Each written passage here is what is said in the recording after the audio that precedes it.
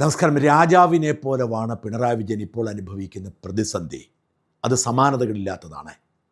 അദ്ദേഹത്തിന് അധികാരം നഷ്ടപ്പെടുക മാത്രമല്ല, വാടക വീട്ടിലും മറ്റുമായി താമസിക്കുമ്പോൾ അവിടെ അന്വേഷണ ഏജൻസികൾ കയറിയിറങ്ങുന്നു. പ്രതിപക്ഷ നേതാവ് എന്ന പദവി നിലനിർത്തിക്കൊണ്ട് അധികാരം നിലനിർത്തി അതിൻ്റെ സുഖങ്ങളും ചികിത്സാ ചെലവുമൊക്കെ നേടിയെടുക്കാൻ പിണറായി വിജയൻ ശ്രമിക്കുമ്പോഴും അദ്ദേഹം മുമ്പോട്ട് വയ്ക്കുന്ന ഒരു വിഷയത്തിനും പിന്തുണ കിട്ടുന്നില്ല. മുഖ്യമന്ത്രി കസേരയിൽ ഇരുന്നു കൊണ്ട് ചികിത്സയ്ക്ക് വേണ്ടി മാത്രം ഏതാണ്ട് 93 ലക്ഷം രൂപ പിണറായി വിജയൻ ഖജനാവിൽ നിന്നും എഴുതിയെടുത്തു എന്ന വിവരം കഴിഞ്ഞ ദിവസമാണ് പുറത്തു വന്നത്. അപ്പോൾ പിന്നെ പ്രതിപക്ഷ നേതാവ് എന്ന നിലയിലും അത് തുടരുമെന്നുറപ്പാണ്. ജനം ഇറക്കി വിട്ടാലും ഖജനാവിനെ കൊള്ളയടിക്കാൻ എളുപ്പവഴി കണ്ടെത്തുന്ന പിണറായി എന്തുകൊണ്ടാണ് ഇത്രയും വലിയ തിരിച്ചടിക്ക് വിധേയനായത്? പലരും പലതും പറഞ്ഞിട്ടുണ്ട്, പല കാരണങ്ങളും പറഞ്ഞിട്ടുണ്ട്. ഇന്ന് കുറച്ചുകൂടി വ്യക്തമായി പുതിയ ഇന്റേണൽ ഇൻഫർമേഷൻ വെച്ചുകൊണ്ട് ഞാൻ പ്രേക്ഷകരുമായി ചില ഞെട്ടിക്കുന്ന യാഥാർത്ഥ്യങ്ങൾ പങ്കുവയ്ക്കാം. മുമ്പൊക്കെ നമ്മൾ പറഞ്ഞിട്ടുള്ള അതേ മൂലകാരണമാണ് ഭഗവാൻ അയ്യപ്പനോട് കളിക്കാനിറങ്ങി, അയ്യപ്പൻ നോക്കിയിരുന്ന് പണി കൊടുത്തു. അയ്യപ്പൻ അങ്ങനെ പണി കൊടുക്കുന്ന ദൈവമാണോ എന്നൊക്കെ ചോദിക്കുന്നവരുണ്ടാവും. പക്ഷെ കലിയുഗ വരദനാണ് അയ്യപ്പൻ എന്ന് മറക്കരുത്. ധർമ്മത്തിന് വേണ്ടി വാളെടുക്കും. ധർമ്മത്തിന് എതിർ നിൽക്കുന്നത് ആരാണെങ്കിലും ഏതറ്റം വരെ പോയി അയ്യപ്പൻ പണി കൊടുക്കും എന്നത് വിശ്വാസികൾക്ക് ഉറപ്പുള്ള കാര്യമാണ്. പിണറായിയുടെ ഈ നാശത്തിനും ഇനി വരാൻ പോകുന്ന നാശത്തിനും നാളെ മകൾ ഇഡിയുടെ മുമ്പിൽ പോവുകയാണ്. ഏറെ വൈകാതെ ഒരുപക്ഷെ പിണറായി വിജയൻ ഈ സ്വർണ്ണമോഷണ കേസിലെ പ്രതിയായെന്ന് വരാം. അതിനുള്ള സാഹചര്യങ്ങളെല്ലാം തെളിഞ്ഞു വരുന്നു. പാർട്ടിക്കാർ ഇപ്പോൾ ഭയരഹിതമായി തുറന്നു പറയുന്നു, പിണറായിയാണ് എല്ലാ ദോഷങ്ങൾക്കും കാരണമെന്ന്. പാർട്ടി റിപ്പോർട്ടിങ്ങിന്റെ വിശദാംശങ്ങൾ പുറത്തു വന്നു. പിണറായി പറഞ്ഞതെല്ലാം തിരസ്കരിക്കുന്ന തരത്തിലുള്ള റിപ്പോർട്ടിംഗ് ആണ്. വെറും ഊഹാപോഹങ്ങളല്ല. ശബരിമലയിൽ പിഴച്ചുപോയി, തളിപ്പറമ്പിൽ പിഴച്ചുപോയി എന്നൊക്കെ പാർട്ടി കണ്ടെത്തുന്നു. പക്ഷേ ഉത്തരവാദിത്വം പിണറായിക്കോ ഗോവിന്ദനോ പാർട്ടി നേതൃത്വത്തിനോ വ്യക്തിപരമായി കൊടുക്കുന്നില്ല, കൂട്ടായ നേതൃത്വം എന്ന് പറഞ്ഞ് ഒഴിയുന്നു. ഇതൊക്കെ മാധ്യമങ്ങളുടെ ഭാവനയാണെന്ന് പറയുന്നു. എന്നാൽ പ്രേക്ഷകരെ ഞാൻ കാണിക്കുന്നത് ഈ റിപ്പോർട്ടിങ്ങിലെ ചില ഭാഗങ്ങളാണ്. അതായത് ഔദ്യോഗികമായി പാർട്ടി തെരഞ്ഞെടുപ്പ് പരാജയത്തിൻ്റെ കാരണം വിലയിരുത്തിയ ശബരിമലയെക്കുറിച്ചൊരു പാരഗ്രാഫ് മാത്രം ഞാൻ വായിച്ച് കേൾപ്പിക്കാൻ കാണിക്കാം. അത് പറയുന്നത് ഇതുമായി ബന്ധപ്പെട്ട വലിയ ചില വെളിപ്പെടുത്തലുകൾ ഇനി നടത്തുന്നത് കൊണ്ടാണ്. 7-6 എന്ന പോയിന്റ് ഇങ്ങനെ ആഗോള അയ്യപ്പ സംഗമവും ഉയർന്നു വന്ന പ്രശ്നങ്ങളും, തിരുവിതാംകൂർ ദേവസ്വം ബോർഡിന്റെ നേതൃത്വത്തിൽ അയ്യപ്പ സംഗമം പോലുള്ള പരിപാടികൾ ഇതിനു മുമ്പ് നടന്നിട്ടുണ്ട്. ഇത്തവണ ശബരിമല വികസനത്തിന് വേണ്ടി LDF സർക്കാർ തയ്യാറാക്കിയ മാസ്റ്റർ പ്ലാൻ ചർച്ച ചെയ്യുമെന്ന ഉദ്ദേശത്തും കൂടി ആഗോള അയ്യപ്പ സംഗമം സംഘടിപ്പിക്കുമ്പോൾ ദേവസ്വം ബോർഡിനുണ്ടായിരുന്നു ഇതൊരു സർക്കാർ പരിപാടിയല്ല, എന്നാൽ UDFും BJPയും രാഷ്ട്രീയ ലക്ഷ്യത്തോടെ വിവാദമുണ്ടാക്കി വലതുപക്ഷ മാധ്യമങ്ങൾ അത് കൊഴുപ്പിച്ചു. ആഗോള അയ്യപ്പ സംഗമം ദേവസ്വം ബോർഡ് നടത്തിയതിൽ അപാകത ഇല്ല, ദേവസ്വം ബോർഡ് നടത്തിയ ഈ പരിപാടി സർക്കാർ നടത്തിയെന്നുള്ള വലതുപക്ഷ പ്രചരണമാണ് പൊതുബോധമായി മാറിയത്. ഈ തെരഞ്ഞെടുപ്പ് രംഗത്ത് തിരിച്ചടിയുണ്ടാക്കി. എന്നാൽ രാജ്യത്തെ മതനിരപേക്ഷത തകർക്കുന്ന RSS നിലപാടുകളുടെ പ്രതീകമായി യോഗി ആദിത്യനാഥിന്റെ സന്ദേശം പ്രസ്തുത സമ്മേളനത്തിൽ അവതരിപ്പിച്ച് ഒഴിവാക്കേണ്ടതായിരുന്നു. സ്വർണ്ണക്കൊള്ള കേസിൽ പത്തനംതിട്ട ജില്ലാ കമ്മിറ്റി അംഗവും ദേവസ്വം ബോർഡ് പ്രസിഡന്റുമായ പത്മകുമാറിനെ പോലീസ് അറസ്റ്റ് ചെയ്തു. ജയിലിലായതിന് വിശദീകരണം നൽകി നടപടിയെടുക്കുന്നതിന് പരിമിതി ഉണ്ടായിരുന്നെങ്കിലും അടിയന്തര സാഹചര്യം കണക്കിലെടുത്ത് നടപടിയെടുക്കാതിരുന്ന പോരായ്മയാണ്. ജയിലിൽ നിന്ന് പുറത്തു വന്ന ശേഷം എല്ലാ പ്രവർത്തനങ്ങളിൽ നിന്നും പത്മകുമാറിനെ മാറ്റി നിർത്തുകയും വിശദീകരണം രേഖാമൂലം തേടുകയും ചെയ്തിട്ടുണ്ട്. ഇക്കാര്യത്തിൽ തുടർ നടപടികൾ പത്തനംതിട്ട ജില്ലാ കമ്മിറ്റി സ്വീകരിക്കണമെന്ന് തീരുമാനിച്ചു. വെള്ളാപ്പള്ളി നടേശൻ മുസ്ലിം വിരുദ്ധ പ്രസ്താവനയെക്കുറിച്ച് പാർട്ടി സംസ്ഥാന സെക്രട്ടേറിയറ്റ് ഒരു പ്രസ്താവന അന്ന് തന്നെ നൽകിയെങ്കിലും കൂടുതൽ ശക്തമായ പ്രതികരണം നൽകേണ്ടതായിരുന്നു. അത് നൽകാത്തത് തെറ്റായ വ്യാഖ്യാനങ്ങളിടയാക്കി. ഇത്തരത്തിൽ വളരെ കൃത്യമായി പാർട്ടി റിപ്പോർട്ട് ചെയ്ത കാര്യങ്ങൾ തന്നെയാണ് ഞങ്ങളൊക്കെ പറയുന്നത്. പക്ഷേ അതൊക്കെ ഊഹാപോഹമാണെന്ന് ഇവർ പറയുന്നു. ഇത്തരത്തിൽ വലിയ തിരിച്ചടി പിണറായിക്ക് കിട്ടിക്കൊണ്ടിരിക്കുന്നു. ഇനി എന്താവും ഭാവി എന്നതിനെക്കുറിച്ച് പിണറായിക്കെതിരെ നിശ്ചയമില്ല. എന്നാൽ ഈ തിരിച്ചടിയുടെയൊക്കെ കാരണം അയ്യപ്പനോട് കളിച്ചതാണ് എന്ന് വ്യക്തമാക്കുന്ന സൂചനകളോടെ പത്മകുമാർ രംഗത്ത് വരികയാണ്. കഴിഞ്ഞ കുറച്ച് ദിവസങ്ങളിൽ മനോരമയാണ് പത്മകുമാർ സുഹൃത്തുക്കളോട് പറഞ്ഞത് എന്ന തരത്തിൽ ഞെട്ടിക്കുന്ന പല വെളിപ്പെടുത്തലുകളും നടത്തിയത്. എന്നാൽ പത്മകുമാർ പരസ്യമായി നിഷേധിച്ചു. പക്ഷെ പത്മകുമാർ ഉദ്ദേശിച്ചത് സാധിച്ചു. ഈ വാർത്ത പുറത്തു വരികയും പത്മകുമാർ ആത്മകഥ എഴുതുന്നു എന്ന വാർത്ത പുറത്തു വരികയും ചെയ്തതോടെ CPM പത്മകുമാറിനെതിരെ കടുത്ത നടപടിയെടുക്കുന്നത് വേണ്ടത് വെച്ചു. പത്മകുമാറിനെ വെറുതെ പേരിന് മാത്രം സസ്പെൻഡ് ചെയ്ത് മാറ്റി നിർത്തി. പാർട്ടിയുടെ അച്ചടക്ക നടപടികളിൽ ഏറ്റവും ഗൗരവമേറിയത് പുറത്താക്കലാണ്.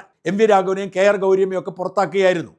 എന്നാൽ സസ്പെൻഡ് ചെയ്ത് പാർട്ടി നന്നാകാൻ അവസരം കൊടുത്തു. സസ്പെൻഡ് ചെയ്യപ്പെട്ടിരിക്കുന്ന ആൾക്ക് നിശ്ചിത കാലത്തിന് ശേഷം പാർട്ടിയിലേക്ക് തിരിച്ചു വരാം. എന്തുകൊണ്ടാണ് പത്മകുമാറിനെ CPM ഇത്രയധികം ഭയപ്പെടുന്നത്? എന്തുകൊണ്ടാണ് പത്മകുമാറിന്റെ CPMന്റെ ഈ ഉദാര സമീപനം? അവിടെയാണ് പത്മകുമാർ അറസ്റ്റിലായ സമയത്ത് പറഞ്ഞൊരു വാക്ക് പ്രസക്തമാവുന്നത്. ഇതിന്റെ സത്യമൊക്കെ പുറത്തു വരുമ്പോൾ ദൈവതുല്യരായ ചിലരുടെ മുഖം മൂടി മാറുമെന്ന്. ആ ദൈവതുല്യൻ ആരെ എന്ന ചോദ്യത്തിന് കൃത്യമായ ഉത്തരമാണ് പത്മകുമാർ കഴിഞ്ഞ കുറേ ദിവസങ്ങളായി മനോരമയിലൂടെ പുറത്തുവിട്ടത്. പത്മകുമാർ നേരിട്ട് പറയുന്നില്ലെങ്കിലും പത്മകുമാർ പറഞ്ഞു എന്ന് ഉറപ്പുള്ള തരത്തിൽ വളരെ വ്യക്തമായി ഈ റിപ്പോർട്ട് പുറത്തു വരാൻ കാരണം ഈ ദൈവതുല്യന്റെ വിശദാംശങ്ങൾ പുറത്തു വരുമെന്ന് അറിഞ്ഞു തന്നെയാണ്. ഈ ദൈവതുല്യൻ മറ്റാരുമല്ല, പിണറായി വിജയൻ തന്നെയാണ്. ശബരിമല തന്ത്രി അറസ്റ്റ് ചെയ്തപ്പോൾ ദൈവതുല്യൻ തന്ത്രിയാണ് എന്ന തരത്തിൽ വ്യാഖ്യാനം CPM-കാർ കൊണ്ടുവന്നു. എന്നാൽ ദൈവതുല്യൻ തന്ത്രിയല്ല, പിണറായി തന്നെയാണ്. പിണറായി നേരിട്ടാണ് ശബരിമലയിലെ ആചാരം ലംഘിക്കാൻ ഗൂഢാലോചന നടത്തിയതും നേതൃത്വം കൊടുത്തതും എന്നതിൻ്റെ വ്യക്തമായ തെളിവുകൾ പടിപടിയായി പുറത്തു വരികയാണ്. എന്ന് മാത്രമല്ല, ദേവസ്വം ബോർഡിൽ നിന്നും കോടികൾ മോഷ്ടിച്ച തിരുട്ട് സംഘത്തിലും പിണറായിയും അദ്ദേഹത്തിൻ്റെ കുടുംബവുമൊക്കെ ഉൾപ്പെട്ടിട്ടുണ്ട് എന്ന് വ്യക്തമായ തെളിവ് സഹിതം പത്മകുമാർ തുറന്നു പറയാൻ ഒരുങ്ങുകയാണ്. ഈ തുറന്നു പറച്ചിൽ പേടിച്ചിട്ടാണ് വാസ്തവത്തിൽ പത്മകുമാറിനെ വെറും സസ്പെൻഷനിൽ ഒതുക്കിയത്. നോക്കൂ, സർക്കാരിനെ തന്നെ താഴെ ഇറക്കുന്ന തരത്തിൽ വലിയൊരു വിവാദമായി മാറിയതാണ് സ്വർണ്ണക്കടത്ത്. അയ്യപ്പ ഭക്തർ മാത്രമല്ല, സകല മനുഷ്യരും വെറുത്തുപോയി ശബരിമലയിൽ കയറി നടത്തിയ ഈ മോഷണം. ഈ മോഷണത്തിന് നേതൃത്വം കൊടുത്ത ആൾ എന്ന നിലയിലാണ് നമ്മൾ അറിയുന്നത് പത്മകുമാറിനെ. ആ പത്മകുമാറിനെ സസ്പെൻഡ് ചെയ്യാൻ പോലും CPM ഇന്നലെ വരെ കാത്തിരുന്നു. പത്തനംതിട്ട ജില്ല രൂപം കൊണ്ട് പിറ്റേ വർഷം മുതൽ ഈ പത്മകുമാർ പത്തനംതിട്ട ജില്ലാ കമ്മിറ്റി അംഗമാണ്. തുടർച്ചയായി 42 വർഷം പത്തനംതിട്ട ജില്ലാ കമ്മിറ്റി അംഗമായിരുന്നു. തുടർച്ചയായി 32 വർഷം പത്മകുമാർ CPM-ന്റെ ജില്ലാ സെക്രട്ടേറിയറ്റ് അംഗമായിരുന്നു. ആ പത്മകുമാർ പിണറായിക്ക് വേണ്ടപ്പെട്ടവനാണ്.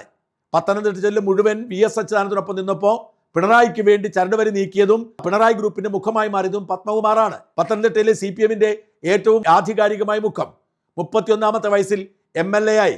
ആ പത്മകുമാറിനെ പുറത്താക്കാൻ എന്തുകൊണ്ടാണ് CPM ഭയന്നത്? ഇവരുടെ റിപ്പോർട്ടിങ്ങിൽ പറയുന്നു പത്മകുമാറിനെതിരെ നടപടി എടുക്കാതിരുന്നത് വലിയ തെറ്റിദ്ധാരണ ഉണ്ടാക്കിയെന്ന്. അതിൻ്റെ കാരണം പത്മകുമാറിനെ പിണറായിക്ക് പേടിയാണ്. പത്മകുമാറിനെ പുറത്താക്കിയാൽ, പത്മകുമാറിനെ കൈവിട്ടാൽ, പത്മകുമാർ എന്തെങ്കിലും തുറന്നു പറഞ്ഞാൽ അത് പിണറായിക്ക് മാത്രമല്ല പിണറായിയുടെ മകൾക്കും ദോഷമായി മാറും. അത്രയും ഗൗരവമേറിയ ഇടപെടലുകൾ പത്മകുമാർ നടത്തിയിട്ടുണ്ട് എന്ന ഞെട്ടിക്കുന്ന പല വിവരങ്ങളും മനസ്സിലാക്കാൻ കഴിഞ്ഞു. അതുകൊണ്ട് തന്നെയാണ് പിണറായി വിജയൻ പത്മകുമാറിനെ പേടിക്കുന്നതും പത്മകുമാറിനെ അവസാന നിമിഷം വരെ സംരക്ഷിക്കുന്നു. പിണറായിയാണ് ഇപ്പോഴും പാർട്ടി. CPM-നെ പിണറായി എന്ന ഒരു വലിയ കവചത്തിന്റെ പുറത്തേക്ക് വരാൻ പറ്റുന്നില്ല.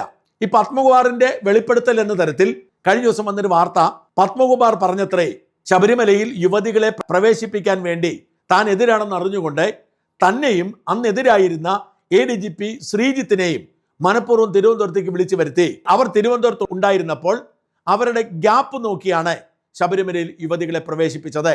ഇത് പത്മകുമാർ സ്ഥിരീകരിച്ചിട്ടില്ല, പാർട്ടി നിഷേധിക്കുന്നു. പക്ഷെ ഇത് വാസ്തവമാണ്. ഇത് 100% വാസ്തവമാണ്. ദേവസ്വം ബോർഡിന്റെ ട്രാവൽ ലോഗ് നോക്കിയാൽ അറിയാൻ പറ്റും. വാഹനം എവിടെ പോയി ടെലിഫോൺ റെക്കോർഡ് നോക്കിയാൽ അറിയാൻ പറ്റും. വാട്സാപ്പ് ചാറ്റുകൾ നോക്കിയാൽ അറിയാൻ പറ്റും. കൃത്യമായി പത്മകുമാറിന് എതിരായതുകൊണ്ട് പത്മകുമാറിനെ ഇങ്ങോട്ട് വിളിപ്പിച്ചതാണ്. ഇനി ശ്രീജിത്തിന്റെ കാര്യം എടുക്കുക. വാസ്തവത്തിൽ ശ്രീജിത്തിനെ ശബരിമലയുടെ ചുമതലയിലേക്ക് രണ്ടാമത് ഇടവേളയ്ക്ക് ശേഷം കൊണ്ടുവരാൻ പിണറായി വിജയൻ തീരുമാനിക്കുന്നു. അന്ന് ശ്രീജിത്ത് ആദ്യം ഉണ്ടായിരുന്നപ്പോഴായിരുന്നു ഈ സ്ത്രീകളെ ആദ്യം കയറ്റാൻ പരിശ്രമം നടന്നത്. ശ്രീജിത്തിന്റെ മേൽ അടിച്ചേൽപ്പിച്ചതായിരുന്നു. അന്ന് ദേവസ്വം മന്ത്രിയായിരുന്ന കടകംപള്ളി സുരേന്ദ്രനും ദേവസ്വം പ്രസിഡന്റായ പത്മകുമാറും ഒക്കെ കട്ടയ്ക്ക് എതിർത്തിരുന്നു. പക്ഷെ പിണറായി വിജയൻ വാശി പിടിച്ചു. സർക്കാരിന്റെ ഉത്തരവാണ്, നടപ്പിലാക്കിയ മതിയാവൂ എന്ന് DGP അന്ന് IG ആയിരുന്ന ശ്രീജിത്തിനെ ചുമതലപ്പെടുത്തുന്നു. ശ്രീജിത്ത് ഈ സ്ത്രീകളുമായി മല കയറാൻ ശ്രമിക്കുകയാണ്. ഒളിച്ചു കിടത്തൽ തന്നെയായിരുന്നു പദ്ധതി. പക്ഷേ നാടകീയ നീക്കങ്ങൾക്കൊടുവിൽ ഭക്തർ തടയുന്നു. ഭക്തരെ കാണിക്കാതെ കൊണ്ടുപോകാനായിരുന്നു നീക്കം. പലരും ശബരിമലയിൽ യുവതികളെ പ്രവേശിപ്പിക്കാൻ നേതൃത്വം കൊടുത്തയാളെന്ന് മനോജ് എബ്രഹാമിനെ കുറിച്ച് പറയുമ്പോഴും വാസ്തവത്തിൽ അത് തടഞ്ഞത് മനോജ് എബ്രഹാം ആയിരുന്നു എന്നാണ് അക്കാലത്ത് അവിടെ ചുമതലയുണ്ടായിരുന്ന ഒരു പോലീസ് ഓഫീസർ എന്നോട് പറഞ്ഞത്. എന്തായാലും ആ ഇടപെടലിനെ തുടർന്ന് അന്ന് തടയപ്പെടുകയാണ്. പിന്നീട് ശ്രീജിത്തിനെ ശബരിമലയുടെ ചുമതല പിണറായി കൊടുത്തില്ല. മാത്രമല്ല ശ്രീജിത്തിനെയും മറ്റു പോലീസ് ഓഫീസർമാരെയും DGP-യും പോലീസ് ഉപദേഷ്ടാവായ ശ്രീവാസ്തവ അടക്കമുള്ളവരെ വിളിച്ചു വരുത്തി ശാസിച്ചു. ഇത് നടപ്പിലാക്കാത്തത് എന്തുകൊണ്ടാണ് എന്ന് ചോദിച്ച് നടപ്പിലാക്കിയ മതിയാവൂ എന്ന് പറഞ്ഞ് ശാസിച്ചു. അങ്ങനെ അതിശക്തമായി താക്കീത് കൊടുത്ത് ശ്രീജിത്തിനെ മാറ്റി നിർത്തുകയായിരുന്നു. പക്ഷേ ശബരിമല പ്രശ്നം കൈവിട്ടു പോകുന്നു. ആ പശ്ചാത്തലത്തിൽ ഒരിക്കൽ കൂടി ശ്രീജിത്തിനെ നിയോഗിക്കാൻ തീരുമാനിക്കുകയാണ്. ആ തീരുമാനിച്ച വാർത്ത പുറത്തു വരുന്നു. പക്ഷേ ആ ചുമതല ഏൽക്കാൻ വേണ്ടി ശ്രീജിത്ത് ശബരിമലയ്ക്ക് പുറപ്പെടുന്നു. പക്ഷെ അതിനിടയിൽ ശ്രീജിത്തിന് ഉത്തരവ് കൊടുക്കുന്നു തിരുവനന്തപുരത്തേക്ക് മടങ്ങുമെന്ന്. അന്ന് ശ്രീജിത്ത് തിരിച്ച് തിരുവനന്തപുരത്ത് വന്നു. ശ്രീജിത്ത് അവിടെ ഇല്ലാത്ത സമയത്തായിരുന്നു ഈ ഓപ്പറേഷൻ നടന്നത്. അതായത് എങ്ങനെയും സ്ത്രീകളെ ഒളിച്ചു കടത്തണം എന്ന് പിണറായിക്ക് വാശിയായിരുന്നു. ആ വാശിയുടെ പുറത്തായിരുന്നു ഈ പണി മുഴുവൻ ഒപ്പിച്ചത്. പത്മകുമാർ പറഞ്ഞത് സത്യമാണ്. പത്മകുമാറിനെയും ശ്രീജിത്തിനെയും ബോധപൂർവം ഒഴിവാക്കി അവരെ ശിക്ഷിച്ചാണ് ഈ ലക്ഷ്യം സാധിച്ചെടുത്തത്. അതായത് വളഞ്ഞ വഴിയിലൂടെ ഗൂഢാലോചന നടത്തിയാണ് അവിടെ യുവതികളെ എത്തിച്ചത്. അന്ന് മന്ത്രിയായിരുന്ന കടകംപള്ളി സുരേന്ദ്രൻ വിവരമറിഞ്ഞ് പൊട്ടിത്തെറിച്ചു. പോലീസ് ഓഫീസർമാരെ വിളിച്ച് ചീത്ത വിളിച്ചു എന്ന് വരെയാണ് റിപ്പോർട്ടുകളുള്ളത്. പക്ഷേ പിണറായിക്ക് വാശിയായിരുന്നു. കാരണം പിണറായിയെ അന്ന് ജോൺ ബ്രിട്ടാസ് തെറ്റിദ്ധരിപ്പിച്ചു. ഒരു തവണ കൂടി അധികാരത്തിൽ വരണമെങ്കിൽ, നവോത്ഥാന നായകനാകണമെങ്കിൽ ശ്രീനാരായണ ഗുരുവിനും അയ്യങ്കാളിക്കുമൊക്കെ ഒപ്പം നവോത്ഥാന നായക പട്ടികയിൽ വന്ന് ഭിത്തിയിൽ പടം തൂങ്ങിക്കിടക്കുന്നത് കാണണമെങ്കിൽ ഈ മഹത്തായ പ്രവൃത്തി ചെയ്യണം എന്ന് ജോൺ ബ്രിട്ടാസ് പിണറായിയെ വിശ്വസിപ്പിച്ചു. അതുകൊണ്ട് എത്ര വില കൊടുത്തും ഇത് ചെയ്യാൻ പിണറായി തീരുമാനിച്ചു. അതിന് വഴങ്ങാത്ത ഉദ്യോഗസ്ഥന്മാരെ ശാസിച്ചൊതുക്കിയിരുത്തി, അതിന് പറ്റിയ ഉദ്യോഗസ്ഥന്മാരെ തപ്പിപ്പിടിച്ച് ഉത്തരവാദിത്വം ഏൽപ്പിച്ചു. ആ ഉത്തരവാദിത്വം നിറവേറ്റിയ ആൾ അന്നത്തെ കോട്ടയം SP ആയിരുന്ന ഹരിശങ്കറാണ്. മുതിർന്ന ഉദ്യോഗസ്ഥന്മാരെ വിശ്വാസമില്ലാത്തതുകൊണ്ട് ഹരിശങ്കറെ ചുമതലപ്പെടുത്തി. അതുകൊണ്ട് എന്ത് പറ്റി? ഹരിശങ്കറിന്റെ പിതാവിനെ സകല സംവിധാനങ്ങളും സഹായം ചെയ്തു കൊടുത്തിട്ടും ജയിലിൽ കിടക്കേണ്ടി വന്നു ശബരിമല മോഷണ കേസുമായി ബന്ധപ്പെട്ട്. അതായത് അയ്യപ്പനെ ഉപദ്രവിക്കാൻ പിണറായിയുടെ കൊട്ടേഷനെ നിന്നുകൊടുത്ത IPS ഓഫീസർ ഇപ്പോൾ ഉന്നത പദവിയിലൊന്നുമില്ല. കാരണം അദ്ദേഹം മിടുക്കനായ ഓഫീസറായിരുന്നു. പക്ഷേ അയ്യപ്പനെ ഉപദ്രവിക്കാൻ പിണറായിക്കൊപ്പം നിന്നുകൊടുത്തു. ആ ഹരിശങ്കറിന്റെ ഇപ്പോൾ അവസ്ഥ എല്ലാവർക്കും അറിയാം. പിണറായിയുടെ അവസ്ഥ ദൈനംദിനം വഷളായി വരുന്നതിന് കാരണവും ഇത് തന്നെയാണ്. മാത്രമല്ല, പത്മകുമാർ വാ തുറന്നാൽ ഇതിനപ്പുറത്തേക്ക് വലിയ പ്രശ്നങ്ങൾ പലതും ഉണ്ടാവും. പത്മകുമാറിന് അറിയാവുന്ന ഒരുപാട് കാര്യങ്ങളുണ്ട്. പത്മകുമാർ പൂർണ്ണമായും ഇതിനെതിരായിരുന്നു. യുവതീ പ്രവേശനത്തിനെ പത്മകുമാർ എതിർത്തത് കൊണ്ടാണ് നടക്കാതെ പോയത്. പത്മകുമാറിനെ വിളിച്ചു വരുത്തിയിട്ടാണ് ചെയ്തത്. എന്തിനേറെ, പത്മകുമാർ ഈ സ്വർണ്ണമോഷണ കേസിൽ പ്രതിയായ സാഹചര്യത്തിന്റെ സൃഷ്ടി പോലും പിണറായിയും അദ്ദേഹത്തിന് വേണ്ടപ്പെട്ടവരുമാണ് എന്ന റിപ്പോർട്ടുകളുണ്ട്. പാർട്ടിക്ക് വേണ്ടി, പിണറായിക്ക് വേണ്ടി വളരെ കൃത്യമായി ചില പ്രവർത്തികൾ ചെയ്യേണ്ടി വന്നു മനസ്സോടെ. അതുകൊണ്ടാണ് പത്മകുമാർ വീണുപോയത്. ഇതിന് ബെനഫിഷ്യറി പത്മകുമാർ അല്ല. പക്ഷെ പത്മകുമാർ ഇത് വീണുപോയതിന്റെ പിന്നിൽ പിണറായിയുടെ കറുത്ത കരങ്ങളാണ്. ഈ സ്വർണ്ണമോഷണ കേസ് പോലും യഥാർത്ഥത്തിൽ പിണറായിക്ക് വേണ്ടി നടത്തിയതാണ് എന്ന തരത്തിലുള്ള വ്യാഖ്യാനങ്ങളുണ്ട്. ഇതൊക്കെ പത്മകുമാർ വിളിച്ചു പറയുമോ എന്ന ഭയം പിണറായി അലട്ടുന്നു. അതുകൊണ്ടാണ് പത്മകുമാറിനെ സസ്പെൻഡ് ചെയ്ത് ഒതുക്കി തീർക്കാൻ ശ്രമിക്കുന്നത്. ആദ്യത്തെ ടേം കഴിഞ്ഞ് പത്മകുമാറിന് ദേവസ്വം ബോർഡ് പ്രസിഡന്റ് സ്ഥാനം ഒരിക്കൽ കൂടി നീട്ടിക്കൊടുക്കാം എന്ന് പിണറായി വാക്ക് പറഞ്ഞിരുന്നത്രേ. അതിന്റെ ഭാഗമായി പിണറായി വീട്ടിലേക്ക് വിളിച്ചു വരുത്തി ക്ലിഫ് ഹൗസിൽ വെച്ച് പിണറായിയും കുടുംബാംഗങ്ങളോടൊപ്പം വിരുന്നുണ്ടു. അതിനുശേഷം ഉടനടി ഉത്തരവിറങ്ങും, നിങ്ങളായിരിക്കും ഇനിയും അടുത്ത 3 വർഷത്തെ ദേവസ്വം ബോർഡ് പ്രസിഡന്റ് കൂടി എന്ന് പിണറായി അറിയിച്ചിരുന്നത്രേ. അതിനിടയിൽ പിണറായി മറ്റൊരു ആവശ്യത്തിന് വേണ്ടി പുറത്തുപോയി. അപ്പോൾ പിണറായിയുടെ മകൾ വീണ വിജയൻ പത്മകുമാറിനോട് ഒരു ആവശ്യം ഉന്നയിക്കുന്നു. ദേവസ്വം ബോർഡ് സ്ഥാപനങ്ങളിലെ മുഴുവൻ കമ്പ്യൂട്ടറുകളും മാറ്റി പുതിയ കമ്പ്യൂട്ടറുകൾ സ്ഥാപിക്കണം. വീണ വിജയന് താല്പര്യമുള്ള ഒരു സ്ഥാപനത്തിന് വേണ്ടിയായിരുന്നു ആവശ്യം. പത്മകുമാർ ഒരു കുഴപ്പമില്ലാത്ത കമ്പ്യൂട്ടർ എന്തിനു മാറണം എന്ന് ചോദിച്ചു. അത് നടന്നില്ല. അതിന്റെ തുടർച്ചയായിരുന്നു പത്മകുമാറിന് എക്സ്റ്റൻഷൻ കിട്ടിയില്ലെന്ന് മാത്രമല്ല, സ്വർണ്ണക്കടത്ത് കേസിൽ പ്രതിയായതെന്നും പത്മകുമാറുമായി ഏറ്റവും അടുത്ത വൃത്തങ്ങൾ സൂചന നൽകുന്നു. പത്മകുമാർ തൻ്റെ അടുപ്പക്കാരോട് പറഞ്ഞ കാര്യങ്ങൾ, ഇത്തരത്തിൽ ഞെട്ടിക്കുന്ന പല കാര്യങ്ങളും പത്മകുമാർ ആരോടും പറഞ്ഞിട്ടില്ല. ആ വിശദാംശങ്ങൾക്ക് പുറത്തു വരും. നോക്കൂ, ഇതിന് കൂടെ പറയേണ്ട ഒരു കാര്യം കൂടിയുണ്ട്. പത്മകുമാർ സ്വർണം എന്നത് വെട്ടി ചെമ്പയെന്നാക്കി എന്നാണ് നമ്മളൊക്കെ കേട്ടത്. അങ്ങനെയാണല്ലോ പത്മകുമാർ പ്രതിയായത്. ഈ മിനിറ്റ്സിൽ സ്വർണം എന്നത് വെട്ടി ചെമ്പെന്നാക്കി എന്നാണ്. പക്ഷെ അതും വാസ്തവമല്ല. പത്മകുമാർ പിത്തള എന്നത് മാറ്റി ചെമ്പ എന്ന് എഴുതി എന്നാണ് വ്യക്തമാവുന്നത്. പിത്തള എന്നത് വെട്ടി ചെമ്പാക്കിയതിൽ ഒരഭംഗിയും ഉണ്ടാവേണ്ട കാര്യമില്ല.